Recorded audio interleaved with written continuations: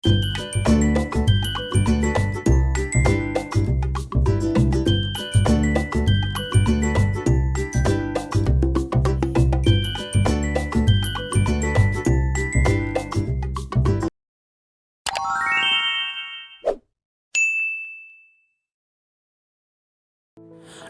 বন্ধুরা, welcome to my YouTube channel Meena kitchen blog.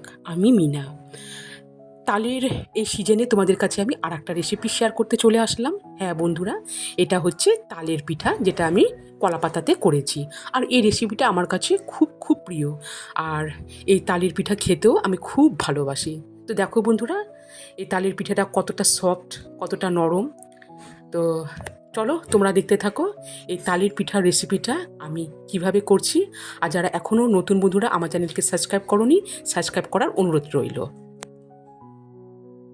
তো দেখো বন্ধুরা, সবার প্রথমে এখানে আমি তালের পেস্ট আগের থেকে রেডি করে রেখে দিয়েছিলাম। তো আমি একটি পাত্রে এখানে পরিমাণ অনুযায়ী তালের পেস্টটাও নিয়ে নিলাম। এরপরে আমি ওভেনে মিডিয়াম আঁচে এই তালের পেস্টটা বসিয়ে দিলাম। তো দেখো বন্ধুরা, এখন আমি এখানে গুড় দিলাম। আর তোমরা যে পরিমাণে মিষ্টি খাবে সেই অনুযায়ী দিবে। আর এখানে গুড়ের পরিবর্তে তোমরা চিনিও দিতে পারো। তো আমি এখানে আখের গুড় দিয়ে এখন মিডিয়াম আছে নাড়িয়ে নিচ্ছি, যাতে গুড়গুলো সব গলে যায়। তো দেখো বন্ধুরা, প্রায় আমি মিডিয়াম আছে 10 মিনিটের মতো রেখে এভাবে নাড়িয়ে নিয়েছি। আর এখন কিছুক্ষণের জন্য রেখে দিব ঠান্ডা হওয়ার জন্য। তো দেখো বন্ধুরা, এদিকে তালের পাল্পটাও কিন্তু ঠান্ডা হয়ে গেছে। এরপরে আমি একটি পাত্রে এখানে এই 2 বাটি চালের গুঁড়ো দিচ্ছি, দিয়ে দিচ্ছি লবণ। আর এই রেসিপিটা করতে কিন্তু বেশি উপকরণ লাগে না, মাত্র 3টি উপকরণেই একটা খুব সুন্দর তালের পিঠে তৈরি হয়। তো দেখো বন্ধুরা, লবণ দিয়ে আমি চালের গুঁড়োটাকে ভালো করে মিশিয়ে নিলাম। আর এরপরে এখন অল্প অল্প করে আমি এখন এই তালের পেস্টটাও দিয়ে দিব। কিছুটা পরিমাণ তালের পেস্ট দিয়ে এখন আমি আতপ চালের গুঁড়ো ভালো করে মাখিয়ে নিচ্ছি। তো দেখো বন্ধুরা, কিছুক্ষণ মাখানোর পর এবারও আমি তালের পেস্টটা দিয়ে দিচ্ছি। দেখো, তো এইভাবে আমি তালের পেস্ট অল্প অল্প করে দিয়ে ভালো করে মেখে নিব। তো দেখো বন্ধুরা, মাখানো হয়ে গেল। আর মাখানোর প্রসেসিংটা কিন্তু ঠিক এরকম, আটা বা ময়দার মতো হবে না, তোমরা দেখে বুঝতে পারছো। আর দেখো বন্ধুরা, এখানে আছে কলা পাতা।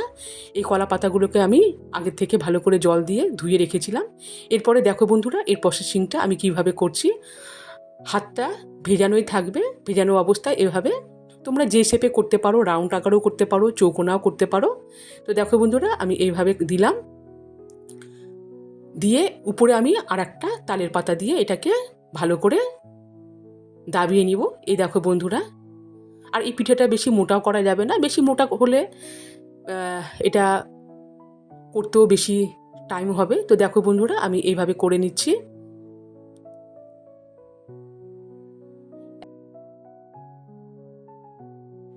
প্রথমটা করলাম আর দ্বিতীয়টাও এভাবে আমি ঠিক আগের মতোই করে নিচ্ছি। দেখো, তাহলে এটাও রেডি হয়ে গেল।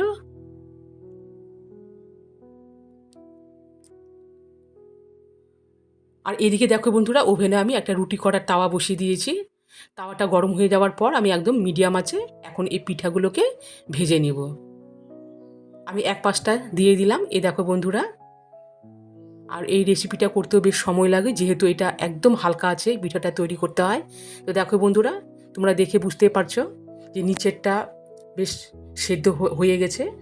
নিচেরটা যখনই সেদ্ধ হয়ে যাবে, নিচের পাশটা উপরের দিকটা এভাবে একটা ভাঁজ আসবে। তো আমি দেখো বন্ধুরা, আমি এখন উল্টে নিলাম। এইভাবে যতক্ষণ না হচ্ছে এক পিঠ ও পিঠ করে উল্টিয়ে একদম হালকা আছে এই পিঠেগুলো তৈরি করতে হয়। তো দেখো বন্ধুরা, এই পিঠেটা কিন্তু একদমই রেডি হয়ে গেছে। দেখো, তোমরা দেখে বুঝতেই পারছো।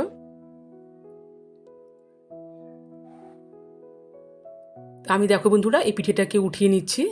দেখো, উঠিয়ে আমি দেখো বন্ধুরা একটা পাত্রে রেখে দিলাম। আর এই রেসিপিটা আমার কাছে এতটাই প্রিয় কেন, যেহেতু এটাতে তেলও থাকে না, আর এটা খেলেও পেট অনেকক্ষণ ভরা থাকে। তো দেখো বন্ধুরা, এর পরেরটা আমি উঠিয়ে নিচ্ছি। সো গাইস, দেখো কলা পাতায় তালের এই পিঠেটা কতটা লোভনীয় হয়েছে তোমরা দেখে বুঝতে পারছো। আর তোমরা যারা এখনও এই রেসিপিটা ট্রাই করোনি অবশ্যই ট্রাই করার অনুরোধ রইল। আর প্লিজ কমেন্ট করে জানাবে আমার এই রেসিপিটা কেমন হয়েছে। আশা করছি তোমাদের অবশ্যই ভালো লাগবে। তো বন্ধুরা আজ এই পর্যন্তই। আর যারা নতুন বন্ধুরা এখনও চ্যানেলকে সাবস্ক্রাইব করোনি প্লিজ প্লিজ সাবস্ক্রাইব করে দিয়ে পাশে থেকো, আমিও থাকবো। আর এরপরেও কোনো এক নতুন রেসিপি নিয়ে তোমাদের সামনে হাজির হয়ে যাব। তোমরা সবাই ভালো থেকো, সুস্থ থেকো।